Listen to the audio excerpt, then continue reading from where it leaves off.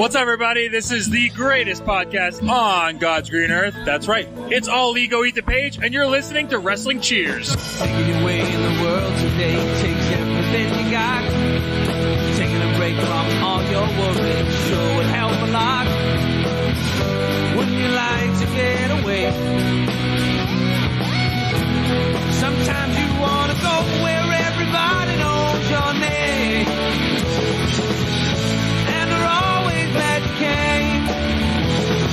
You want to go where you can see that troubles are all the same. You want to go where everybody knows your name. And welcome back to Wrestling Cheers, where everybody knows your name, especially when we have two shows back to back. This is Wrestling Cheers, where we like to talk about things going on in the Northeast Ohio independent wrestling scene. We preview shows, we review shows, and sometimes we even have interviews along the way. This might be the first in the history of the show, but I think there was one early on. We're going to be doing two things. We are going to be reviewing AIW's Join the Swarm, and we will be previewing as quick as we can. It won't be as in-depth as we would normally do. We will be previewing AIW's This Aggression Will Not Stand, Man. I am your host, Justin Summers, and Wrestling Cheers is brought to you by Midwest Territory. Please rate, review, and subscribe your ever listen to this fine podcast, whether it be Apple Podcasts, Google Podcasts, Stitcher, TuneIn, YouTube, Spotify, iHeartRadio, Pandora, Amazon Music, or Podbean, WrestlingCheers.podbean.com. Find us on Facebook, Twitter, and Instagram. Facebook.com/WrestlingCheers, Twitter.com/WrestlingCheers, and Instagram.com/WrestlingCheers. Email, if you so choose to desire, WrestlingCheers@gmail.com.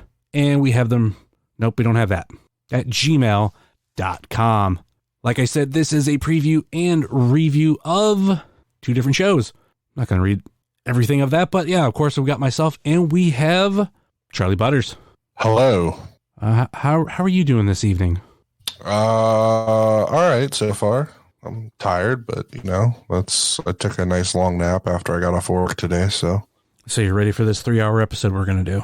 Oh God, don't say that. Oh, I hope we don't do that, because I have to edit everything tonight. So in a perfect world, it would go like this. All right, first match. Blah blah blah blah. That's what happened. All right, let's get into the next match. All right, next match. But challenge accepted. I think we could do that. Do you know how much shit, like, I don't say we would get shit, but it's like, all right, you guys like preview or review one show and it's an hour and a half, but you preview and review on the same episode and it's an hour.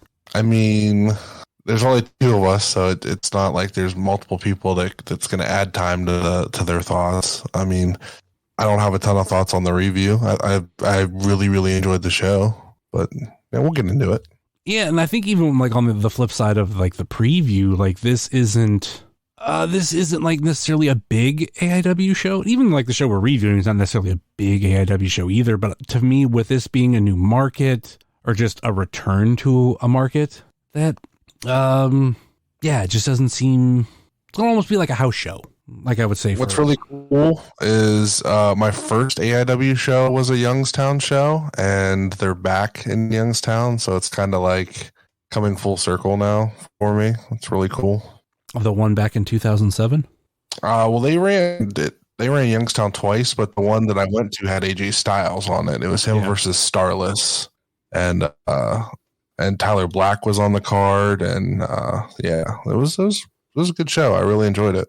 And I was like my first real like indie experience, and but I had to see AJ Styles live. That was my whole thing, and I didn't know that like autographs were a thing, like in like pictures and stuff, like intermission was a thing. I didn't know any of that going in, so like I didn't get a picture or anything, but I really enjoyed the show, and I'm super excited that they're back in Youngstown finally. It's been something that I've been hoping that they would do, so I can literally be one of those people that gets out of the show and drives 20 minutes and then they're home. I'm be jealous everybody else gets to do that all the time, so now I get to do that, so I'm pretty excited.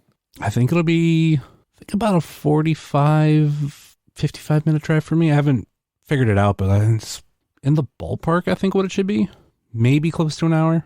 But like, it's like mostly highway. Like, let's just get cruise control and go. Yeah. So, kind of jumping ahead. I think we're going to do the review, then the preview. But instead of putting like something in the middle, I kind of want to talk about it now. And that is, not only is Saturday this AIW show, but we have Toyhio. Yeah, and it's your first one that you're working. Yes. The anniversary. Well, actually, when this comes out, this will be the 4-year anniversary of my first Toyhio. First Toyhio was February 9th, 2019.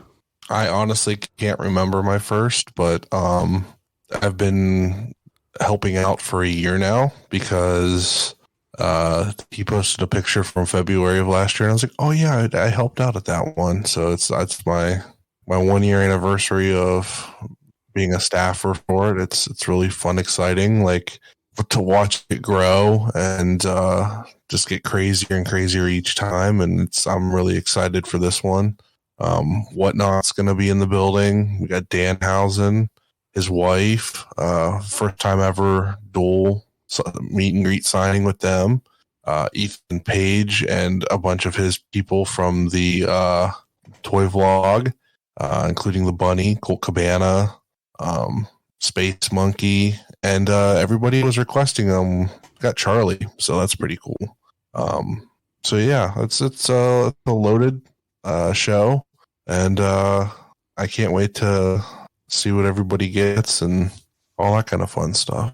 It's been so long since Space Monkey was at AIW, or at least at a local show. I don't think he did any of the Indiana shows, but if I'm correct, without looking it up, or as I'm looking it up, I want to say he missed the entire Odeon run. Because if I'm correct, the last time we saw Space Monkey at AIW was Welcome to the Party, Pal, which was the first show after Mount Carmel. And I literally do not remember buying bananas for any place other than Mount Carmel. When did we do that interview with him at Old? That was, that has to be 2019. That seems right, because it was Danhausen and him. But I don't think he worked Wrestle Rager the day before. Oh, wait a minute. He did work 2019.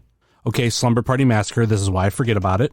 Okay. So he at least hasn't been at a Ohio AIW show. It was Colt, Cabana, and Space Monkey. They defeated Ethan Page and MJF. But that was his only 2019 booking at AIW. And then, hasn't been back since. You could tell, like, just looking at his cage match where COVID hit, because, like, 2016, 2017, 2018, 2019, like, just packed to the gills with how many matches, or how many companies he worked for. 2016, 90 matches. 2017, 91 matches. 2018, 78 matches. 2019, 97 matches. 2020, 18.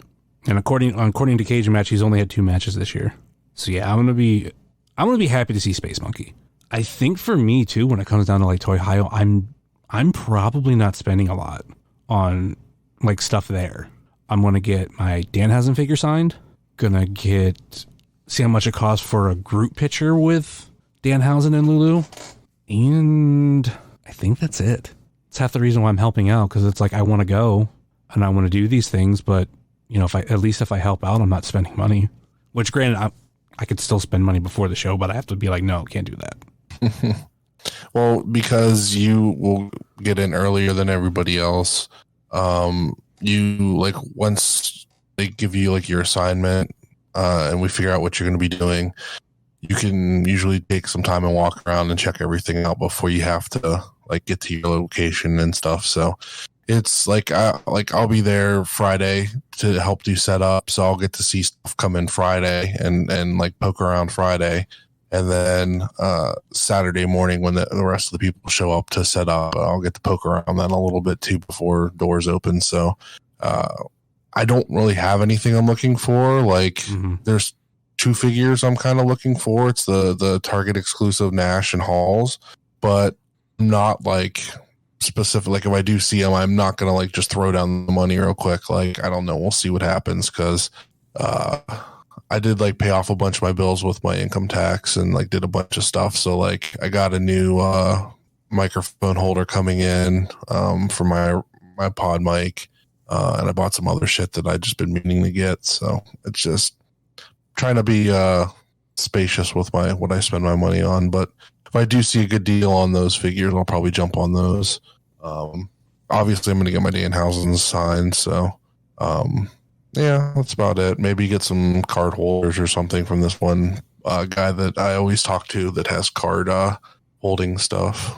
So, because I got a couple cards I'd like to put into better plastic. So, yeah, I think it's just there's not a ton that I'm looking for. Actually, if Danhausen has his Frankenstein Brawler, I would consider buying it. I think he said he was going to have some. I know he just dug some up for Whatnot recently. Yeah. But whether that'll be at the show or not, I haven't asked him, but I'll see how things go. But like other than that, like when it comes to figures, like it's not that I'm out on figures. Like if I ever see one that I'm just like, oh yeah, I really want that. Or if it fits in like a certain collection, like I'll buy them. But there's none right now that I'm like, yeah.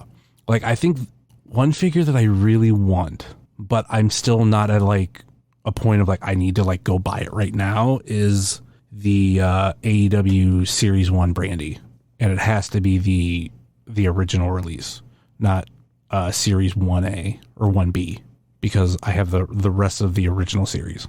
And I just wanted to complete it. And luckily it's not because I was afraid like when she left AEW with Cody that all of a sudden it was going to skyrocket.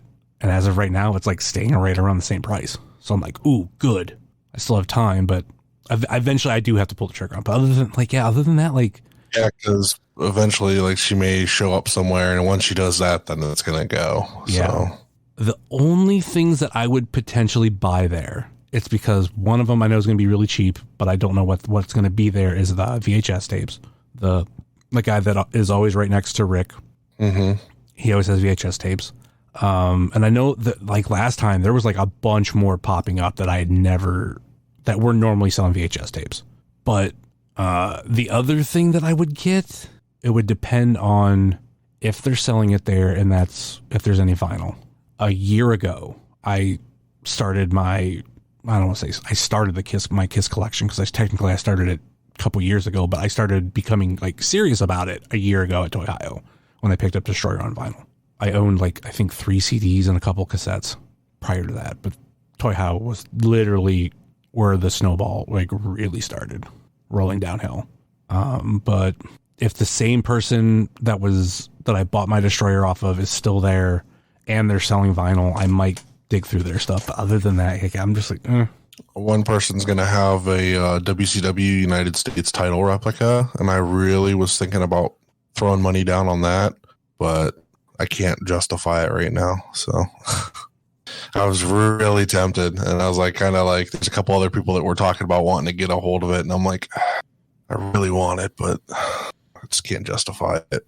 If I got another replica belt, this is me personally, it would be between the Intercontinental, and it has to be actual like block WWF or even WWE logo. I'll take that, but it has to like more represent that early 90s run and late 80s and black strap.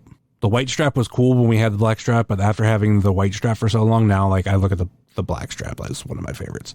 Yeah, the black strap is the Razor Ramon belt to me. I really liked when he had that belt.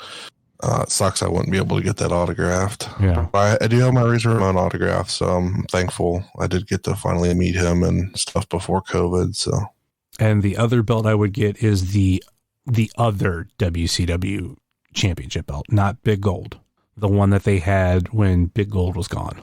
The International World Heavyweight title. Yeah, I know what you're talking about.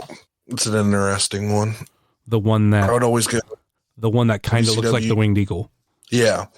I always go WCW United States, and then I go Stone Cold Smoking Skull would probably be my first, like if I got 2 belts, this would be it.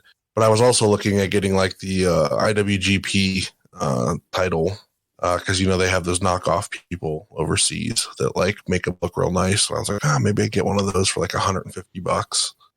I wouldn't do anything with it, just put it on my shelf. So maybe you can ask Cardona where he got his replicas made of the AEW titles.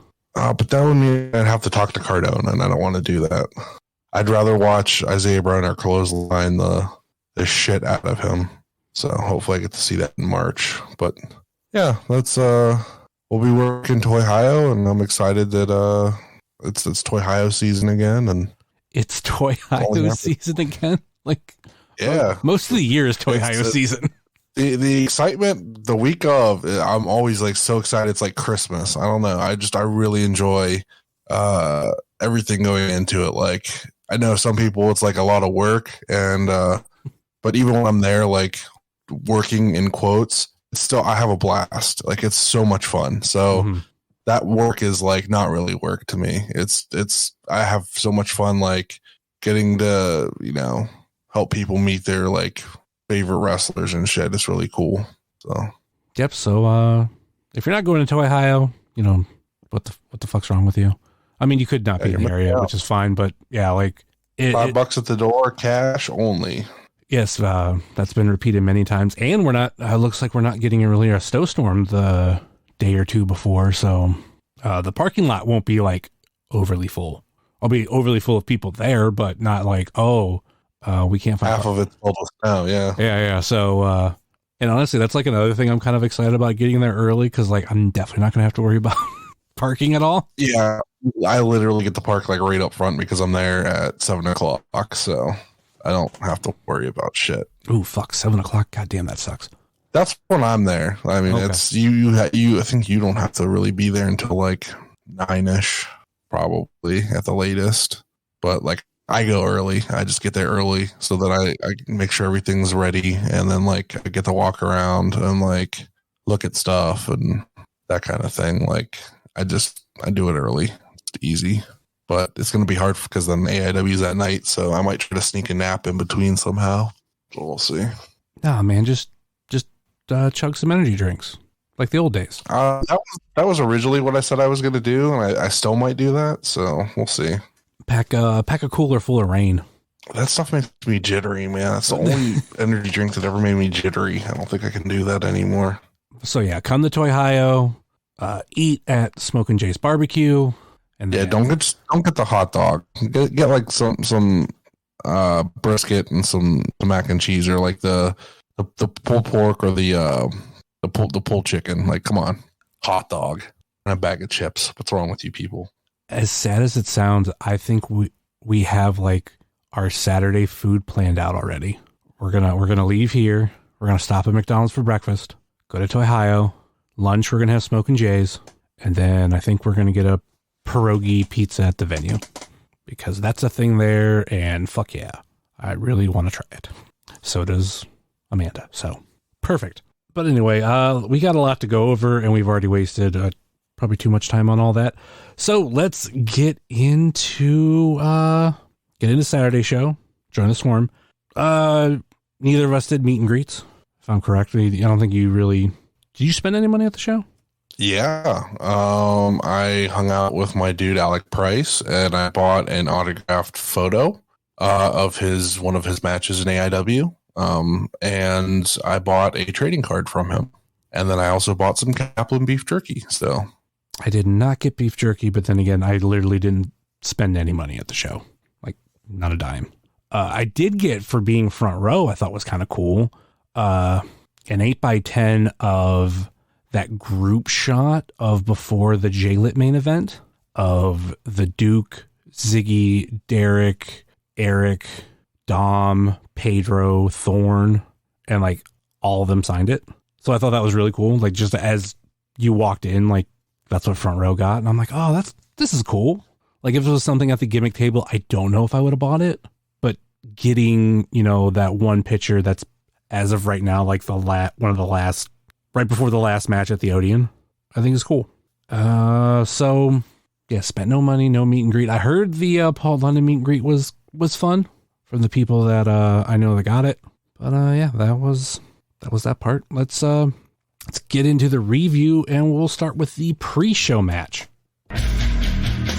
Started things off with Austin James and H2V2 versus Members Only and Jocelyn Navarro. I should have wrote down what their team name is. The International, is it Player Hater Club? Player Haters Club. Okay, that's what I thought.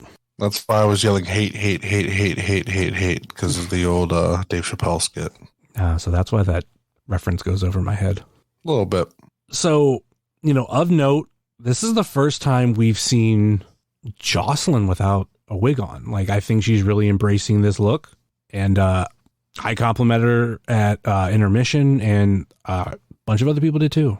Yeah, this even then, she was just the bully in the match. Like, she really went out there and was very different, and she says she wanted to be bad more often. I was like, no, you're not allowed. You're to be loved by the crowd. You're not allowed to be a bad girl. So yeah, I think because I was there for that conversation where even I said kind of the same thing. It's like, yeah, but you can try, but I don't know if we're gonna accept it. Yeah, like we there's other people that try really hard, and we just love who we love. It's how we are as a fan base. Like, a lot of our people, we don't want to boo them. Like, there might be moments they get booed, but as a whole, we definitely still love them, and they'll be cheered more than booed than anything. Like, we're not supposed to like Derek. There was a time we weren't supposed to like Rip City Shooters. So a lot of that, that homegrown talent, or even go back further. I forgot about this too. Dom.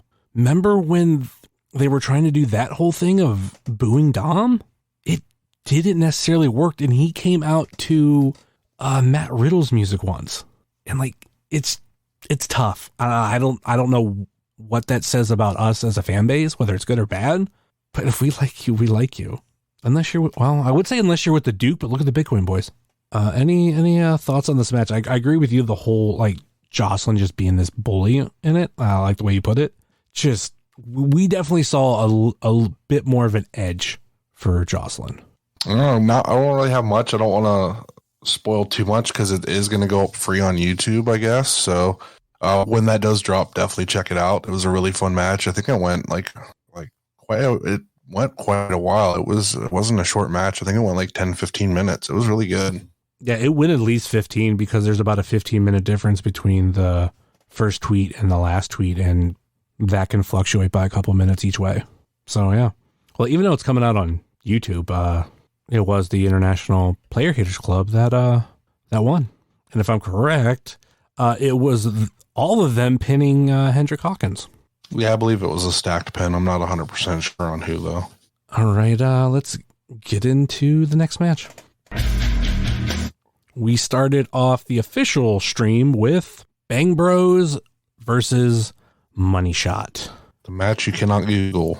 I mean, you can Google it. You're just not going to find the match. You're going to find something very different. You're going to find a very different Bang Bros and a very different Money Shot. What do you think about Bang Bros are really, really good.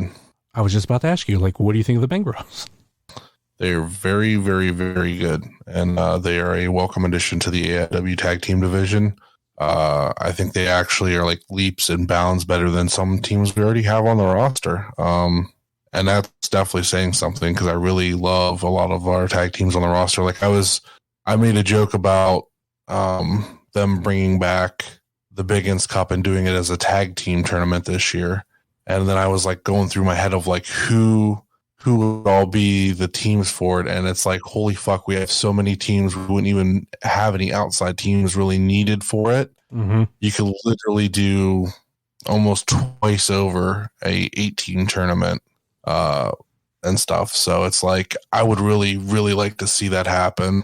And not jammed into the middle of the tournament weekend when we have the JT Lightning Memorial, instead of having it jammed in that afternoon show, have it be its own show at some point this year. Like, we're going to have so many. I think that might be a unique situation where maybe one of these shows we take it or they take it and make it a tag team tournament and do something different with it. So what do you think about Money Shot?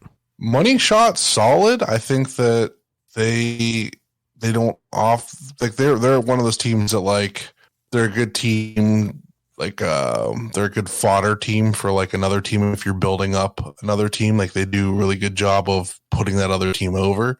I want to see more still. Like the times I've seen them, like I'm not super sold on them, but they're a solid team. But I need to see more still before I really give a full opinion on them. And I'm not going to be like other people on Twitter that just shit on them. So. Yeah. Not necessarily going to get into that, but I like both tag teams, and I feel like they both bring something different to the table in very good ways. They're definitely not the same tag team. So you have more, high flyers and a little more fast pace with Bang Bros, but Money Shot is more, I would say maybe a little more physical. They're going to hurt you more. A tough, I don't even want to say old school tag team because I feel like that's just kind of been used too much lately, but to me, they're a welcome addition. And if you do take that whole entire tag team roster, like it's just a bunch of different ice cream flavors. And I don't mean as the old, like I like chocolate, you like vanilla thing. It's just, you walk into like an ice cream parlor and you just have all these different flavors of ice cream. Some might be close and similar, but you do have a good variety. And yeah, going by like what you said, you take these teams, like all the teams, and try to put them on in a tournament. Like that's a lot of people, and that's not having to look to any outside tag teams. I think when it came down to this match for me, this is more of a showcase for both teams. Seeing more of Bang Bros and seeing more of Money Shot. I don't expect either tag team to have a tag title match, let's say as early as March. But yeah, I think they both have a spot in AEW. Let's put it that way. Any more thoughts on the match? No. It was Money Shot picking up the win via pinfall. Let's move into our next one. Pretty Boy Smooth versus Shaw Mason. And the big thing that sticks out to me is the ending. I think as a whole, the match was fine, but I'm trying to figure out the whole ending thing. This is something like me and Stacy were talking about during the match. Or no, not to say during the match, but like during the show, like right after the match. Was that supposed to happen? It seemed really weird of PB, like grabbing Jake, pulling him down, hit the mat to cause a DQ, but then he taps right after. The only thing I can think of is no matter what, according to the record books, PB did not tap. What were your thoughts on it? I thought the size comparison was really interesting for this match. Shaw really just like kept going after him and kept going after his legs and everything like that. So it kind of like played right into that. And like a lot of the stuff where like PB was too slow and like Shaw was like sticking and moving and stuff like that, like really worked for the match. As far as the finish goes, I'm trying to think. I think I was talking to Kaplan during the match, so I got my beef jerky and stuff, so I missed some of the context of the finish.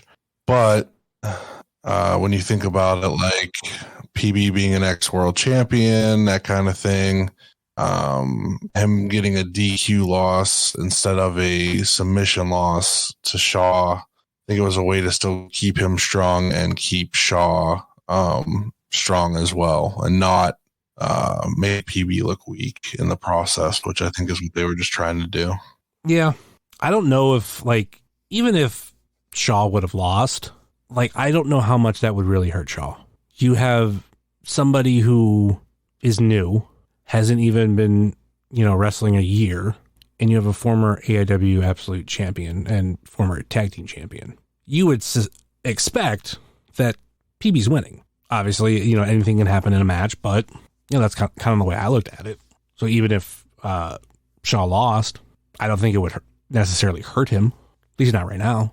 But part of me thinks that this might not be over between the two, but we'll see. You know, PB said at the Ken show he's back, so I'm expecting to see him more shows. So already, yeah. Go ahead. That's kind of why I think they kind of had that do that kind of finish. I think that they've been building him like he is like, if you look at his win-loss record compared to all the other new students record, like Shaw definitely has more of a winning record than any of them. So I feel like, yeah, he's not going to beat Filthy Tom, but he's going to go the limit with pretty much anybody else and more likely win against most everybody else. So, which is why I have the thought process in my head that Jay Litt's probably his. So that's just, I don't know. That's just where I kind of feel like it's been going. But yeah, I feel like he's definitely one of those guys that's going to definitely have more wins than losses no matter what. So it's crazy to think that Shaw lost to Tyson Riggs.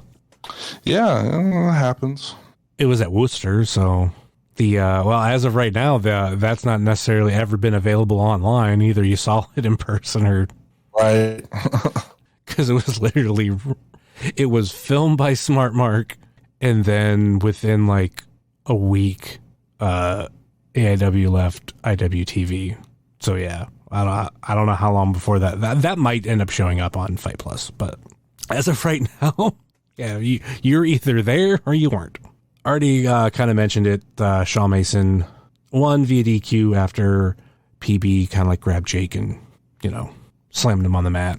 While I should say too, while PB was in ankle lock, and then after I said earlier, after it happened, he tapped, but Jake was already going to make his decision. All right, let's move on to the next one. Sam Holloway versus Isaiah Broner. You're kind of like split on this one, right?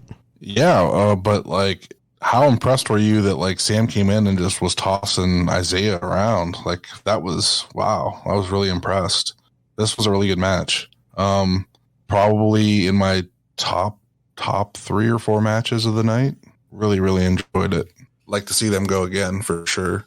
Like I expect for Sam to be able to, you know, last longer against Isaiah Broner than most. Like, Anthony Young. You know, Sam's a bigger dude. He's a stronger dude. So, yeah, I definitely expect that more from Sam than others. So, I didn't necessarily expect this to be a short match, but I just expected Broner to win. Because Sam isn't the problem. Broner is. But Sam will be a future problem for everybody in AIW, I'm sure. He's getting there. Like he's gone up against PB, he went up against Broner and had, you know, he didn't back down from either of those matches. He's young, but he's building that confidence. He can do it. So, but you said that he's a future problem, not the problem. You know what I mean? As in, there's a difference of being a problem and the problem. But, you know, I expect a lot from Sam going forward. Like, he's one of those dudes that, I mean, like, him, I actually don't want to single out anybody, actually, in the current rookie class, whatever you want to call them. I've said it many times before that if you just look at every single AIW class, like, from when they debuted and then, like, a year or two later, like, if they've stayed around, like, they've all evolved. And I mean, I expect no more or no different from this class. And what Sam can build on, I'm really interested. I still say I want to see him with facial hair. But that's not necessarily a nitpick. That's just more of a, you're kind of a big dude. You look weird as a babyface. Any other thoughts on this match? No. It was Isaiah Broner pinning Sam Holloway for the win. And then after the match, Isaiah Broner, helped Sam up and shook his hand. Let's move on to the next one. Euthanasia versus PME. PME comes out mocking Euthanasia with some black hockey masks, not necessarily the same kind as old school Euthanasia, but you get the point. And fucking J-Pro comes out just staring darts through PME, and the chaos starts shortly after. Thoughts on this crazy match? Excuse me. I'll be 100% honest. I'm kind of over brawling matches in general.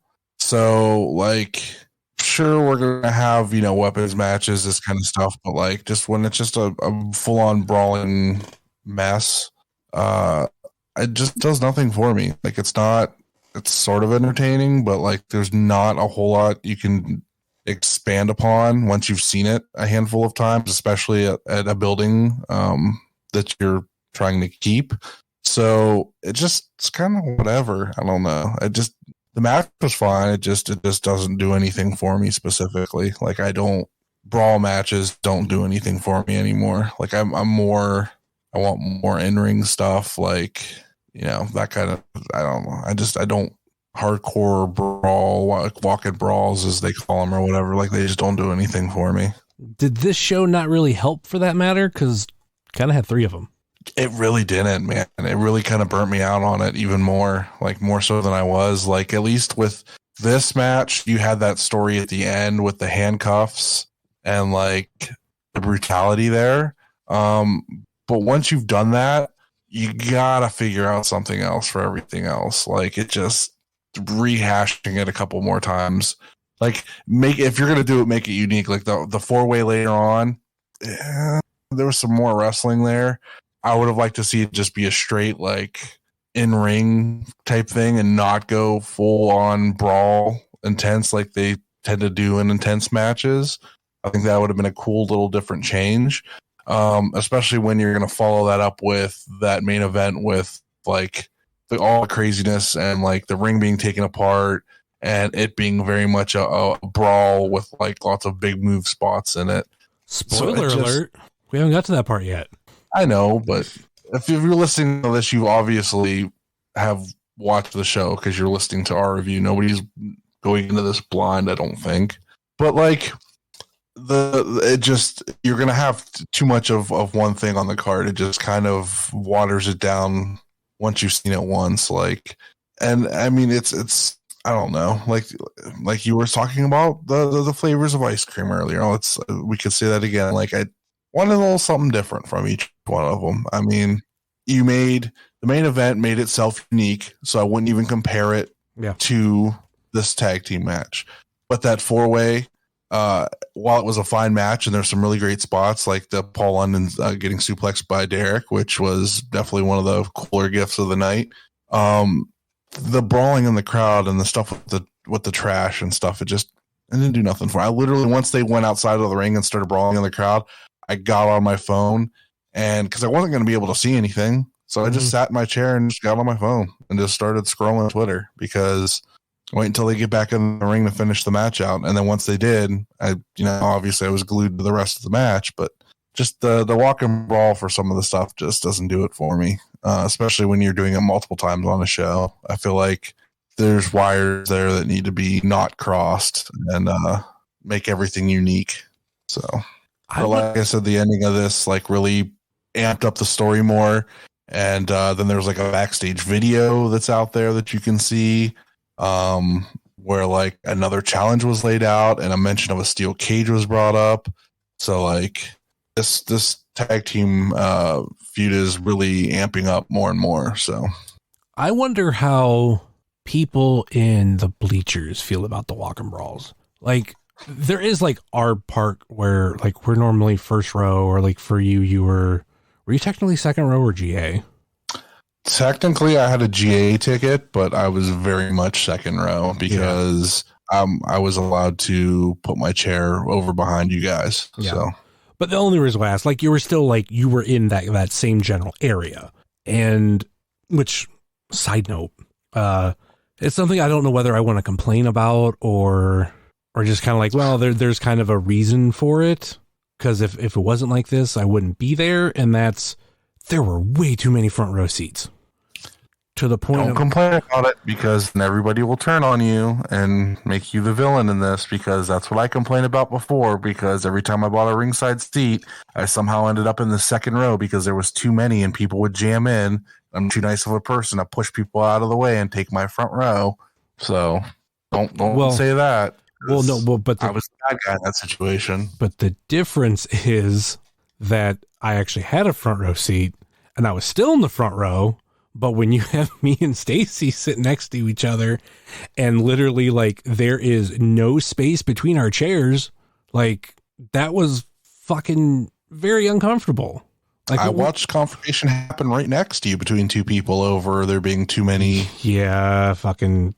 So it's very much an issue. They jam too many front rows in there, not realizing that like 90% of your audience, they're on the bigger side, so they're going to need that little bit of extra room. Like you can't put them side by side like that. It does not work. But like I said, that's just my opinion. I can't say anything more because I'll be the villain again. So, but I also even like basically admitted before I even said anything that, you know, if they let's say just for example they just sold less front row seats. Well, knowing when I bought my ticket, I wouldn't have a front row seat. Because I bought my ticket late, and I want to say I bought it when there was 2 left, maybe when there was 4 left, but it was single digits to the point of if they took out like X amount of seats, I would definitely been on the, hey, front row sold out, you got to sit somewhere else. So that's why it's like I complain about it, but at the same time, if that many front row seats wouldn't have been sold, then I wouldn't have been sitting there. Yeah, but to be 100% honest, in that venue, even second row is absolutely perfectly fine, especially where we get put. You're not getting very many like up close encounters with the wrestlers. Most of them are into the ring before that last little section right there because we're so far off in the corner. So it really doesn't do anything extra special. It's just more money on, to the company for that spot. That's why I GA'd it. And I was more comfortable where I was. Like I don't want to be crammed in against other people, especially in cold and flu season. No thanks. I don't need to be on top of, because it would have been Stacy, you, me, and then Trombetta and everybody else. But just that's no thanks. No thanks. That's just love you guys, but I don't need to be sitting on top of each other to watch a show. I'd rather have my comfy chair and Yeah, the only thing is I'm very particular about my seat. Like, I don't know. I just don't know how to describe it. Like, I almost always have to be like front row. The amount of times I didn't get front row is like very small. We're obviously when, front row is available. Other than that, like, yeah, it's like almost always front row. I promise you, I had the same view as you did of the corner post. So when we get thrown that far up in the corner, that's the majority of what we see, or the referee's back because that's where they stand most of the time. So, but the other option is to be jammed in a middle section with strange people that don't understand to not come to a show when you're sick and get sick. So I don't really complain about that. You want to do your Toy Hio PSA now? I've mentioned it. Just don't go to fucking things if you're sick. Like, if I came down with COVID today, I wouldn't be going this weekend. It'd instantly be like, nope, not even attempting it. I'll get a refund. Not going to even attempt to go. Like, I'm not a selfish piece of shit. Like, if I'm sick, I'm staying home. I'm not going to go get everybody else fucking sick. Like, just don't do that. That's fucking stupid, especially post-COVID.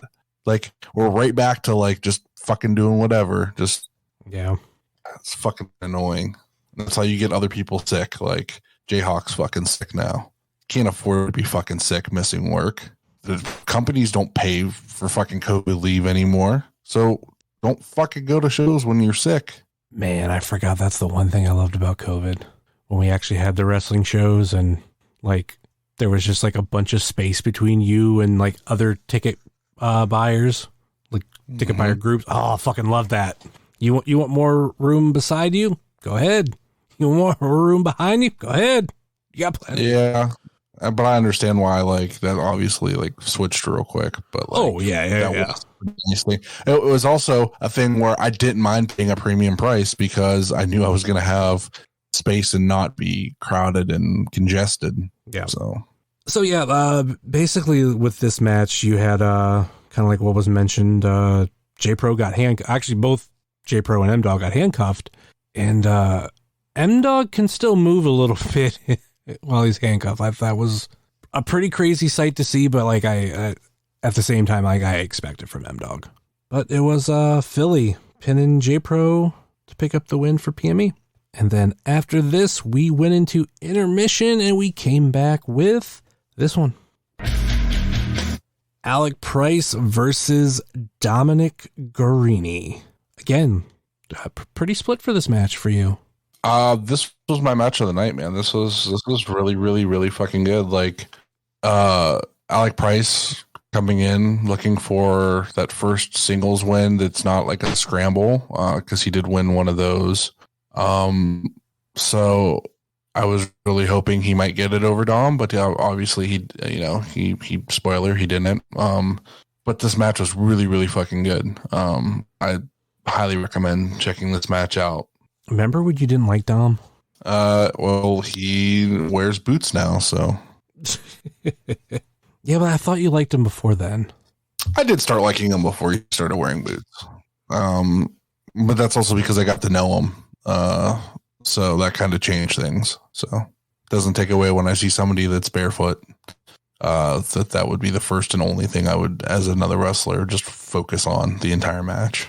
I hope we do see more of Alec Price in AIW. It seems to be, I don't want to say consistent, but we've seen him good amount of time since J-Lit. I think we will. I think we'll be seeing him more often this year, and I'm absolutely fine with that. He is one of those top indie talents that I think loves. He said, when I talked to him, he absolutely loves coming to AIW. He said any chance he gets, he'll be here. He really, really was disappointed he couldn't be at Hell on Earth, but he absolutely loves AIW, and I love having him around. He's an awesome dude. So hopefully he keeps coming back because he is a hell of a talent. Dom's dad talking a lot of shit to Alec during this match. Oh, absolutely. That's one of the best parts about being over in that corner is you get to sit with Dom's mom and dad, and listening to his dad just go off is hilarious. It's the best. He's a sweetheart of a man, but you get him in there dealing with his son's opponent, and he's a whole different beast. It's like as soon as it was said that he was from Boston, like that just got him going. It's great. Yep. I think Dom's parents, probably more his dad than his mom, but that he are the new M-Dog's grandma. For real, they're our little secret in that corner. Yeah. The Akron shows, like, that's like secretly like one of my favorite things when we go there is like, oh, they're going to be there. So then we get to talk with them. And then, we get him being very entertaining during the matches and stuff like that. So he's the best. I really like him. Yeah. That makes me miss fucking M-Dog's grandma. She was the absolute fucking best. Especially one time, I think it was a match against Super Crazy. I recorded her for like a little bit, just like so people could like really get her reactions. Because a lot of times it's not just maybe about moves. Like she's talking, like she's like like really rooting there for M-Dog. Like it's oh god, so entertaining. And like I don't think she's been to a show since COVID, which sucks. But I always say like I just hope she's doing good. But now we have Dom fans who step into those shoes at the Akron show. So, yeah. So it was, Dom pinning Alec Price for the win. So it was kind of mentioned on the little hype up show that Pedro did. Okay, Dom's 2-0 of the year. Do we think this is going to be a big year for him? So we're going to be counting wins. Maybe. All right, let's move on to the next one. Bulking season versus the Bitcoin Boys. So this was fun. When Chuck was on the apron, I was yelling things at him.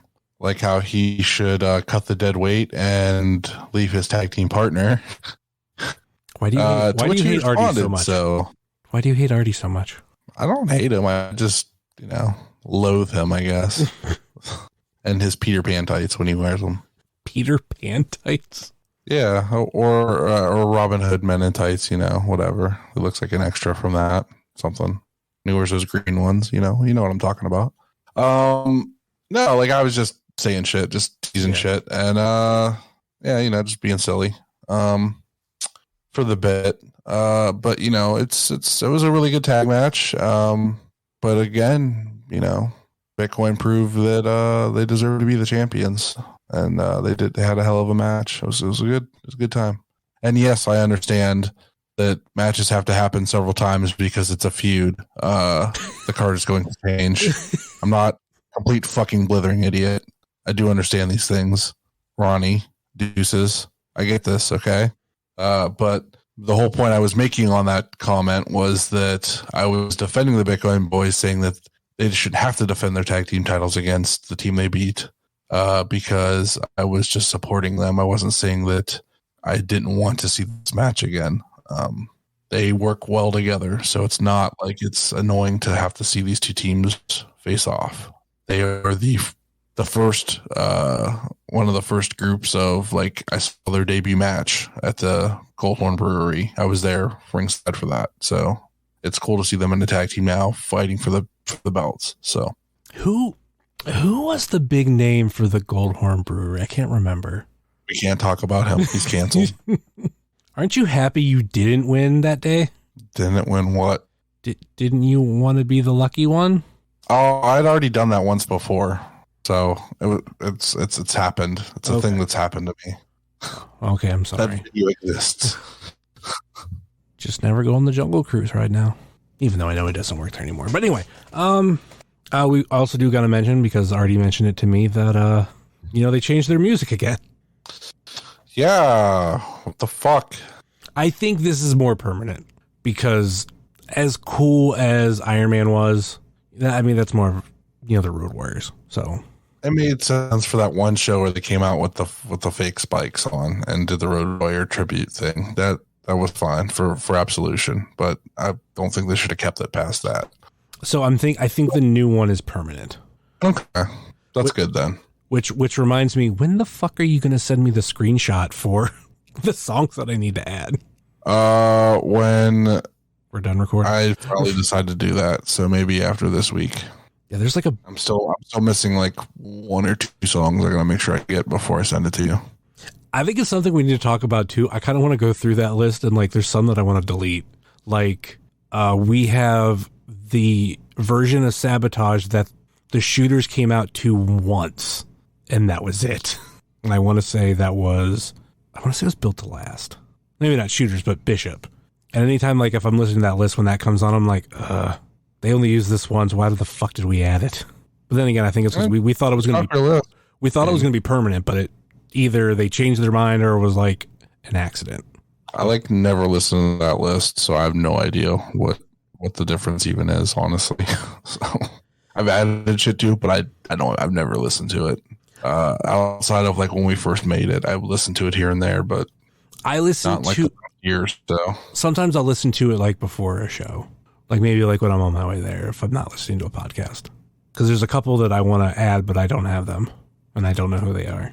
Yeah, that's the other thing. I have songs on this list that I added that I don't know who they're for. So I'm assuming they're student songs, but I couldn't tell you. If I hear them normally, I could figure it out. So yeah, Bitcoin Boys and Bulking Season. This one, no, I was gonna say this one had like a walking brawl too, but no, I was thinking the other tag match, because I was thinking the Bitcoin Boys were involved. But a big thing that I remember from this match was the Duke didn't necessarily interfere per se, like attacking anybody, but he saved a 3 count. I just remember Bitcoin hitting that finish and being really happy. Yeah, it was Bitcoin Boys. They both pinned Artie, and they are still your AIW Tag Team Champions. See, Chuck, he's a liability to your team. All Just right. a weak link. You got to cut them loose. All right, let's move on to the next one. Wes Barkley, Paul London, Joey Janela, and Derek Dillinger for the AIW Intense Championship. And first thing to mention, Paul London comes out singing his song, which was one of the James Bond themes. And Thunderball, yeah. yeah. The thing that got me, as soon as I heard the singing, because he didn't come out like right away, in my head I go, this sounds like someone singing it live. And then out one of the side doors, here comes Paul London with a fucking microphone. I go, oh no shit, he's singing it. Did the whole fucking song. And That's not the impressive thing of that entire segment, actually. that what? That wasn't what people were really focused on, that entire segment. What were they focused on? The fact that the onesie that Paul London was wearing left nothing to the imagination of what he's packing. The hog was on display. Which led to Joey Janela announcing that he has the biggest penis in pro wrestling. So, see if he's going to defend that at any time against Mikey or, The weird, certain other personalities that wrestle in AIW. the weirdster. Yeah. It's a triple threat match we're all waiting to see. I feel awkward even talking about it, honestly, but it needed to be talked about. So You think they can have the match at Heart of Gold? I don't think there's room for a ring in there. Who says we need a ring? Anyway. I mean, if you just want them to touch tips in a location, I guess Hog is as good as any. This is where we get another match, obviously, where it was kind of mentioned that, it kind of went everywhere. The thing that I found kind of funny was Joey Janela hiding throughout the crowd while like all this was happening. And at one point he got by us and grabbed Trembetta's glasses, kind of was like disguised for a little bit. And I think he did like some of the shit on the other side too. So it set it a little bit apart from the other two matches, but not too much. And then like there's fun little things speckled throughout. Like I'm not saying like that it was all not great, but like, you have that really ridiculous German that Derek hit on Paul London that really like opened up the show. Like, oh fuck, here we go. Like this is going to be crazy. And like they had the trash being thrown around like a crazy man with Paul London. There's stuff there. There was some interesting stuff. I'm not saying it was bad all the way around. It was not what I wanted. There were a lot of spots with Paul London where I went, oh, fuck. Oh, he went for it. He dove off the top rope to the outside several times. Like there's all kinds of crazy shit he did. He came to work and he did. It was good stuff. Any other thoughts on the match? All hail our intense champion, Derek Dillinger. Yep, it was Derek pinning Wes Barkley to retain the AIW Intense Championship. Let's move on to the main event. Filthy Tom Lawler versus Joshua Bishop for the AIW Absolute Championship. And this match was under intense rules. It wasn't officially said, but almost every single match that Bishop has been involved in for a while have been under intense rules. So I think maybe we're just supposed to assume that right off the rip. Not 100% sure. And there was a lot like other matches, kind of like what we said, but there were two aspects of this match that really set it apart. The first one was this idea that Filthy told a bunch of students who, his ring crew, to start tearing down the ring. So we lost the apron, the padding, the mat. The apron stayed up. The padding, the mat, and the ropes ended up coming down. Yeah, over the course of this match. Yeah, to the point where then it was just the plywood underneath, and a chunk of that got thrown off, so that there was just the metal bars showing. Filthy Tom thought it was a good idea to wear MMA gloves during this match, which obviously didn't work out in his favor. Does not make chopping any better. Probably makes it worse. Worse for him because it's not being effective. And then the other aspect that really set this match apart. I mean, granted, like we're already like far apart. Just taking like the ring starting to come down or being taken apart in a match, like I've never seen that. So, what would you call the move that Filthy did, where he goes backstage and then comes back out? Oh man, he's done that like several times with other stuff. I don't know what we'd even call it. Where it's basically like he sets his opponent up somewhere and does this big long run. Normally, you would see it like in a traditional sense, like somebody doing like around the ring. You know what I mean? Where they go like almost all the way around the ring before they hit him. And it was the same thing where, and like Filthy did this, I want to say, was it back in December? I think he did, where he sets them up, runs, ends up going backstage and like coming out this other door. So he does it one time in this match and, just, kind of regular, like, okay, whatever. The second time when he runs out the backstage door, fucking Hilljack is chasing him. So we have Hilljack coming back to AIW, and then he ended up, Was that before? I thought Swampman showed up before, right? No, Hilljack showed up first, because then we later saw Swampman looking a little lean, looking like he's lost some weight over the winter, come out from under the ring when they finally took one of the boards off, and that's when Hilljack confronted him. Not right after, but like a minute or so later, I believe. And then it turned into a thing between them. There is a great picture online of Hilljack sitting there with Razor Shark. Yeah. And if you want to hear Hilljack talk about looking for the Swamp Man, you can check out. Go ahead. I'm kidding.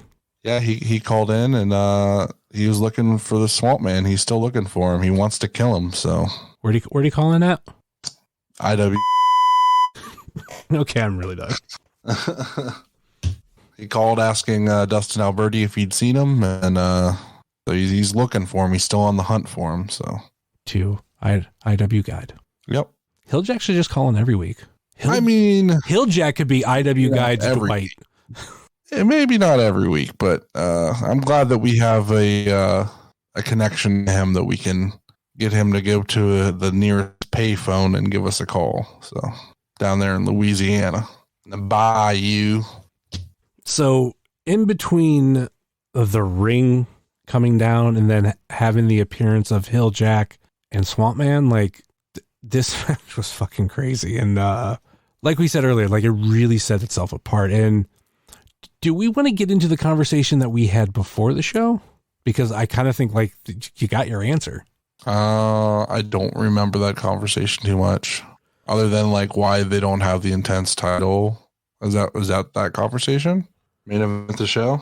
Yes, because the way that match went, you got to add in the show. That's in that case that makes sense. But when it's just going to be a normal slugfest between two guys, maybe that's not the way to go. Just saying. But for this night, absolutely, it made sense. Mm-hmm. And it actually kept everybody entertained and drawn into the entire match. Whereas a lot of the time, it seems like people are burnt out by that point. So if they seem like Akron actually seemed like they were into it for the most part, for the most of the show. So for the most of the match. Any other thoughts on this fucking insane match? I mean, it was a good way to close out a really solid show. I really enjoyed this show. I think my enjoyment really hinged on just being able to sit in my area with my chair and just kind of chill and do my thing. I think that made it so much more enjoyable than being crushed in a front row or, standing for the whole show. I think I was very happy with where I was at and was able to sit and really just enjoy the show and take things in and not be frustrated by everything else. And then trying to focus on the show while, other shit was going on. So it's good. It was a good time, real good time. I'm excited for what we're going to talk about next. And I'm excited for March, and I'm excited for AIW again, to keep these shows going and really amp things up. So, well, it was Josh Bishop pinning Filthy Tom Lawler to retain the AIW Absolute Championship. Now, I didn't necessarily tweet about this part of it, but, after the match, kind of almost become a kind of a tradition. Bishop grabs the microphone and, he ends up throwing out another open challenge. Well, then PME's music hits and I'm like, what? Why would PME be one of them be going for the title? This makes no fucking sense. No, it's they're on the phone with Matt Cardona, who I'm surprised was getting reception in the middle of the ocean. But, Cardona is going to take up that challenge. Unfortunately for Cardona, he wasn't there in person. Or maybe fortunately for Cardona, because out comes Isaiah Broner, ends up grabbing the phone and saying, "Shut up, bitch." I think that's what he said. Yeah, that's what he said. And he says he wants the match. The open challenge too, I forgot to mention, is for 216. And then Bishop says, well, basically, fuck it, you both got it. So we're going to see it 216. Joshua Bishop versus Isaiah Broner versus Matt Cardona for the AIW Absolute Championship. And sadly, that will not be the last time, at least I think, that will not be the last time you're going to see Cardona at AIW. Yeah, probably not, unfortunately. But if it means that we get to see Broner lariat the fucking shit out of him, I'm okay with that, I guess. All right, let's, so normally where we close out the show, but we are going to go over the matches really quickly because we've already went longer than I kind of really wanted to go. Yeah, so we're going to speed round this motherfucker. Luckily, there's not a lot of storyline going in a lot of these, so... No, not really. Let's just throw our thoughts down on these matches really quick and pick a winner. Yeah, I'm gonna still use the little buttons. Okay. Sydney Von England versus Kaplan. Sid, I love you. You're great, but Kaplan, yeah, Cap Daddy's on a roll. That's all there is to say about it. Don't become his beef jerky. Let's move on to the next one. Cheeseburger versus Dominic Greeny. Cheeseburger making his AIW debut against Dom. I kind of wish Dom's dad was going to be at this match. I'd like to hear the shit you had talked about Cheeseburger. I think it'd be great. He'd come up with something. He'd find a way to talk shit about hamburgers. Right. Man, why aren't we getting a thing with Chuck Stone and Cheeseburger? Oh, there's lots of people on this card that I really want to have interactions. I personally really hope that they somehow do some backstage stuff, and maybe we get Chuck Stone and Cheeseburger doing a little segment. I'd also really, really love if Hilljack somehow came upon Space Monkey and his reaction to a talking monkey. I think that would be fucking amazing. I'm just saying. If that could happen as a backstage segment for, maybe a future YouTube show or maybe even a Patreon segment, I'd be down for that. I'm just saying. I think that'd be really, really entertaining, and that should definitely happen. What about Hilljack? Not Hilljack, but Space Monkey and Swampman. Yeah. You got to think there's something going on where they've come in contact with the same mutation to be able to talk and wrestle. So Cheeseburger versus Dominic Greeny. Yeah, I'm going to go with Dom. Yeah, got to go with Dom. Tyson Riggs versus Isaiah Broner. Isaiah Broner, just the end. Isaiah Broner. Oh God. Austin James versus Anthony Young versus Space Monkey versus Jocelyn Navarro. I like what AIW said on their podcast this week, that this is you got 3 different stages of AIW, or I even want to even say you do have a little bit of 4. You have Space Monkey that represents the past. You have Jocelyn, who represents now, the present. You have Anthony Young representing the future, and you have Austin James also being the future, but maybe a little bit further down the road than the future that is Anthony Young. Man, this is going to be a hard one. I'm going to go with Jocelyn. Okay. If we see the same Jocelyn that we saw in Akron, Jocelyn, hands down. If not, I'll go Space Monkey. But I think we're going to see the same Jocelyn. She instead of being a bully in a 6-man, she's going to be a bully in a 4-way. For sure. Riley Rose versus Shaw Mason. Yeah, I gotta go with my boy Shaw here. Yeah, I'm gonna go with Shaw Mason as well. 9-5 versus H2V2. Excited for this one. Kind of like low key, because I mean, this is H2V2 working with two veterans. And if you can't have a good match with Lewis Linden, something's wrong with you. They talked about on our podcast last week when Vic was on, Hendricks Hawkins called in and said, who do you think your first victory is going to come against? And I'm gonna say it's gonna be against 9-5. I think H2V2 picks up the win here. What show was that? That Vic was on? IW Guide. See, I didn't edit it. I took it off that page, and I didn't want to go back. Anyway, yeah, I'm gonna go H2V2. PME versus Bulking Season kind of going back to the end of the line, or just into the tag team pool. Got to prove themselves against the former AW tag team champions, the people that they beat for the title. PME. I'm gonna say PME's been looking strong, and after what they did to Euthanasia last week, I'm gonna say PME picks up the win. I'm gonna go PME too.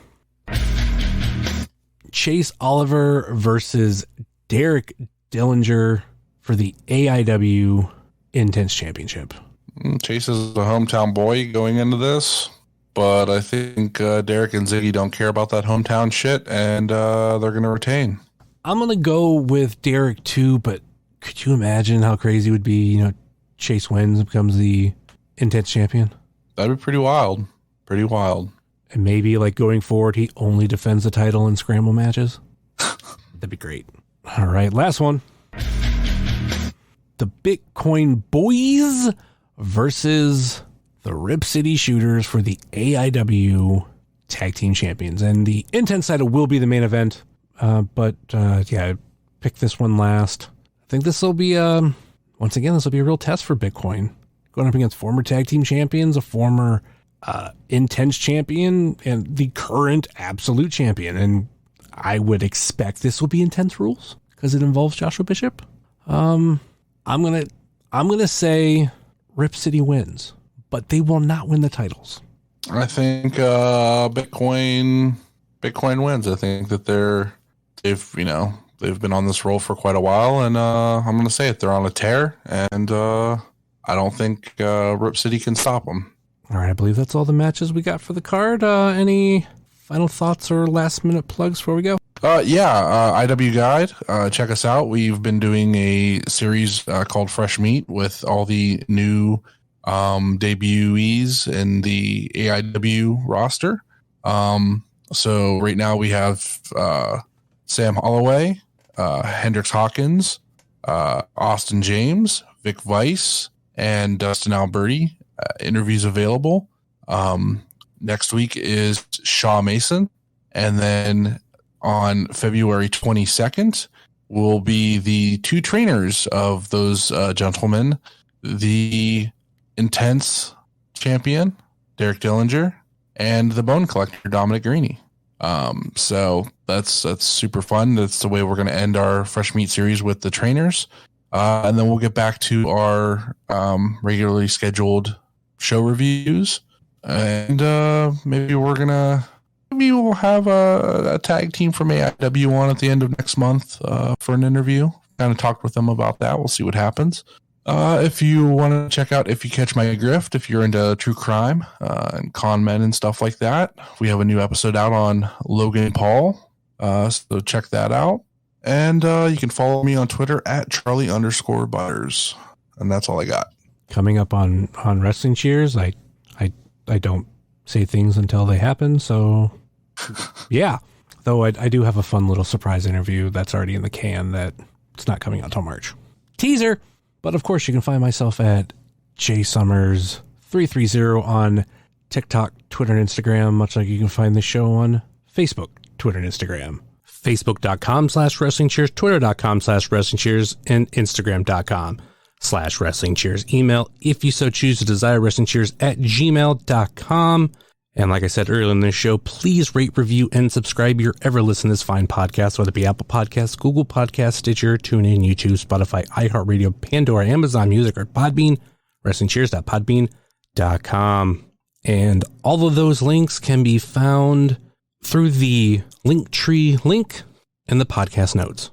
Check out our podcast friends, such as Pod Van Dam, Super Fantastic Podcast, It's Evolution Baby, The IndieCast, Sobros Network, Biff Radio, GameWorks Podcast, Power Bob Jitsu, Power Driver Podcast, Fully Posable, Positively Pro Wrestling, Indie Wrestling Guide, If You Catch My Grift, At Odds with Wrestling, Marks with Mikes, Juggalo Rewind, X-Over, This Ends at Prom, and Porch Talk. And check out our other non-podcasting friends, such as The Mystery Men, Redline Radio, Mouse's Wrestling Adventures, VHS Party Tonight on Instagram, Danger Zone Video in Joliet, Tennessee, Heart of Gold, Toy Hio Toy Show, Time Capsule Toys, Smokin' Jay's Barbecue, JCP Designs, Midwest Territory, Southern Underground Pro, and the official graphic designer of Wrestling Cheers, Moy Boy Designs.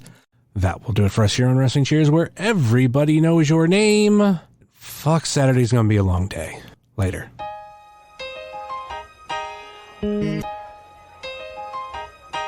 It's the Wrestling Cheers.